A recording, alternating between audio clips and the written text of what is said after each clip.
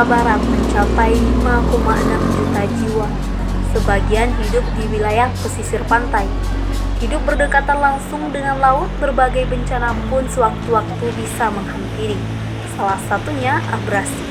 Sebagian mereka memilih pasrah kala air laut menghampiri tempat tinggal mereka. Namun ada juga yang mampu beradaptasi serta memitigasi dampak abrasi tersebut.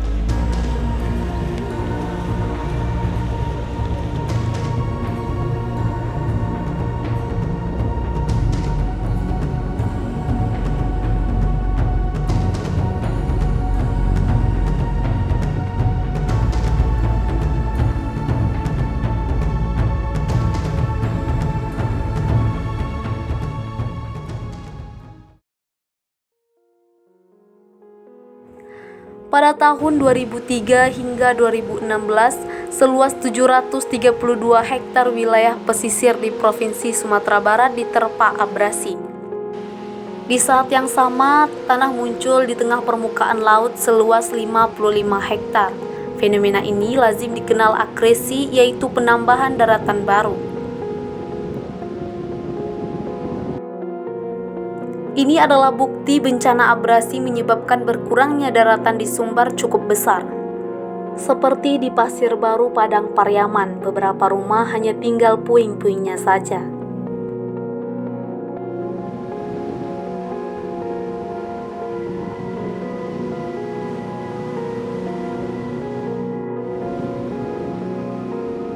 Rumah ini memang tampak berdiri kokoh di tepian pantai, namun jika kita lihat dari belakangnya, dinding-dinding sudah ikut rata dengan tanah.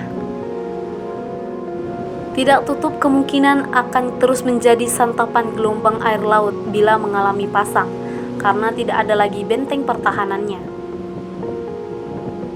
Tidak seperti tetangga sebelahnya terpaksa meninggalkan rumah yang sudah roboh akibat abrasi. Rapida dengan keluarganya memilih bertahan walaupun dengan perasaan was-was. Satu-satunya rumah yang mereka miliki menjadi alasan utama bertahan sampai saat ini. Juga karena kami kepindah na rumah awak ko na tu kalau itu terpaksa jawab muni ko lai. Kepindah tu awak kama kepindah. Zihan Fazira sekarang berusia sekitar 21 tahun. Ia menunjukkan bagian rumahnya yang ambruk terkikis air laut. Kamar mandi adalah ruangan pertama yang roboh, bekas lantainya terlentang di atas pasir. Masih jelas teringat di kepalanya jarak pantai dengan rumahnya sewaktu masih kecil kurang lebih 50 meter.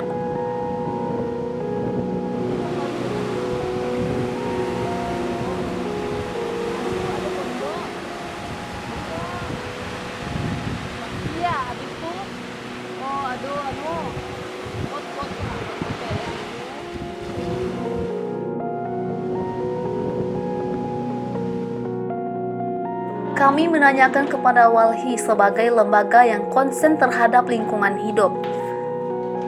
Mereka menjelaskan kepada kami abrasi bermula dari krisis lingkungan yang dibiarkan secara terus-menerus. Abrasi, kalau menurut pandangan Walhi, ini adalah salah satu bentuk nyata dari bencana ekologis. Bencana ekologis ini terjadi akibat akumulasi krisis ekologis gitu. Nah, akumulasi krisis ekologis ini yang kemudian menyebabkan terjadinya bencana ekologis. Nah, termasuk salah satunya itu adalah abrasi. Nah, artinya abrasi terjadi ini disebabkan oleh krisis demi krisis yang terus berlangsung dari tahun ke tahun dan terakumulasi menjadi krisis ekologis dan akhirnya menjadi bencana ekologis. Nah, jadi salah satu faktor utamanya itu kalau kita lihat di antara yang dominan akhir-akhir ini adalah umpamanya alih fungsi lahan yang dahulunya itu ditetapkan sebagai kawasan konservasi seperti mangrove, sekarang diolah dan diubah menjadi kawasan budidaya tambak udang, dan itu juga ilegal dan tidak sesuai dengan perencanaan tata ruang gitu.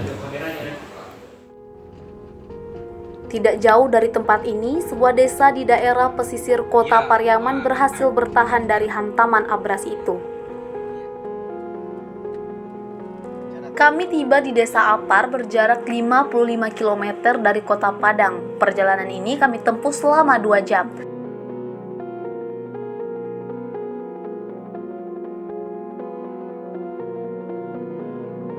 Pemandangan pantai terhampar di depan mata setelah memasuki Kabupaten Padang Pariaman. Desa Apar bertetangga dengan Desa Ampalu, Desa Mangguang, dan Desa Tanjung Sabang. Keempat desa ini terintegrasi ke dalam Kenagarian Mangguang, wilayah geografis menurut adat istiadat Minangkabau. Pengelolaan wilayahnya juga diatur secara adat. Mereka menyebutnya Tanah Ulayat. Walaupun tidak memiliki regulasi tertulis, kesepakatan tersebut terus berjalan secara turun-temurun. Karena sistem pemerintahan berubah dari kenegarian ke desa, maka di Kota Pariaman khususnya itu tidak ada nagarinya. Cuma nagari hanya ada adat istiadatnya. Kalau pemerintahnya sudah mengarah kepada desa masing-masing. Jadi kalau di Mangguang, Kenagarian Mangguang, secara adat bahwa ada 3 desa, Ampalu, Mangguang, mempunyai tanah ulayat yang berada di pantai.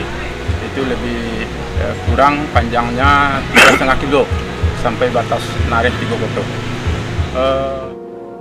Arif dan bijaksana, kira-kira seperti itulah gambaran Kenagarian Mangguang mengelola wilayahnya.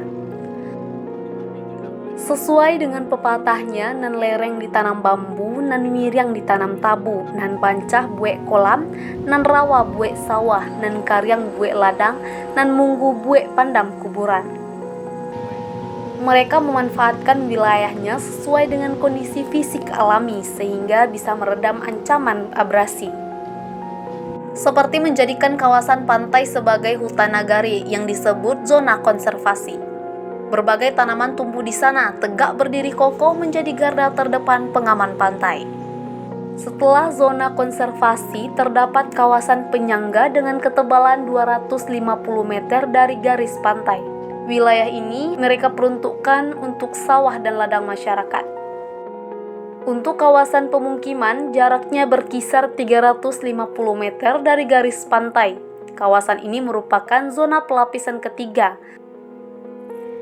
Di kawasan inilah mereka tinggal, dilengkapi dengan sarana prasarana seperti masjid, pasar, dan jalan.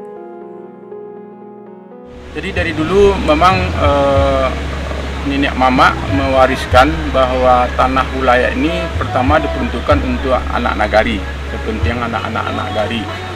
Contohnya untuk nelayan, untuk perumahan nelayan. Karena sebagian nelayan kami itu tergolong orang-orang yang kurang mampu lah. Karena kita bisa bayangkan dalam sebulan itu bisa menangkap ikan 18 hari, hujan lo enggak 9 hari. Berarti dalam 9 hari menjadi pitihnya. Makanya dia diperuntukkan rumah-rumah apakah dari kayu. Seterusnya bagi keluarga-keluarga miskin yang apabila dia sudah mempunyai anak perempuan 3, anak perempuan 3 ini sudah berkeluarga, masih ditampek rumah nan gadang 7 tinggalnya. Pada kamar rampek, kamar 3-nya kan. Nah, itu di kami lagi salah satunya atau satu kapeng.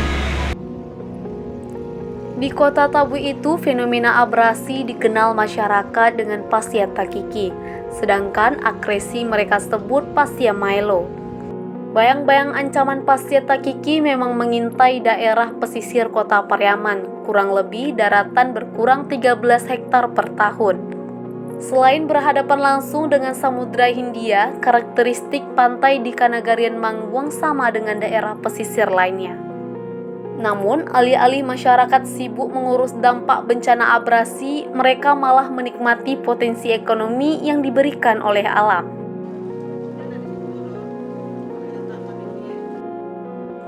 Seperti sekolah menengah kejuruan ini, berdiri di atas tanah ulayat seluas 3 hektar. Sekarang kurang lebih siswanya menempati 600 kamar kos di daerah tersebut. Juga terhampar hutan mangrove seluas 10 hektar yang di dalamnya terdapat rumah penangkaran penyu. Semenjak tahun 2021, daerah ini resmi menjadi desa wisata edukatif. Walaupun demikian, Walhi memiliki kecemasan tersendiri. Bisa saja kearifan lokal tergerus oleh kepentingan ekonomi semata-mata. Pertama memang perencanaan ruang itu dia itu tidak bisa ditetapkan sepihak oleh pemerintah, apalagi hanya mempertimbangkan aspek ekonomi. Jadi ini kuncinya itu memang di awal itu adalah pemanfaatan ruang. Jadi mulai dari perencanaan dan termasuk pengelolaan ruang itu sendiri. Jadi dalam level perencanaan dan pemanfaatannya itu jangan kemudian kita hanya memikirkan aspek ekonomi saja, tapi juga harus dipikirkan aspek lingkungannya, keberlanjutan dari lingkungan itu sendiri.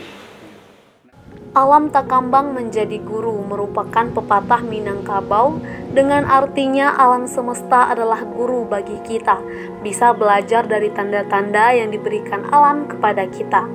Sehingga alam menghasilkan gagasan dan tindakan agar kita tidak tunduk pada alam, namun harus hidup selaras dengan alam.